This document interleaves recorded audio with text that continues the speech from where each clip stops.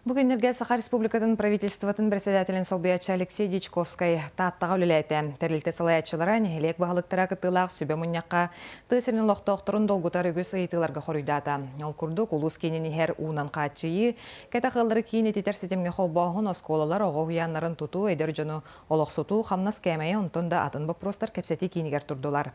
Манысерге Алексей Дичковскай жүлей егедей нехелектергер сылжан олықтоқтыр саналарын ехітті. Бұл нехелектер тын солталақ кығалғаларынан оскола тұтутын білісті.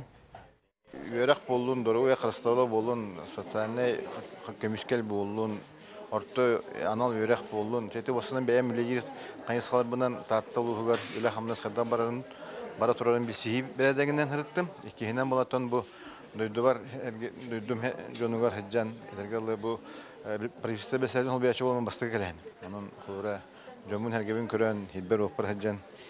Күш оқалан баран әлі бінде қанан.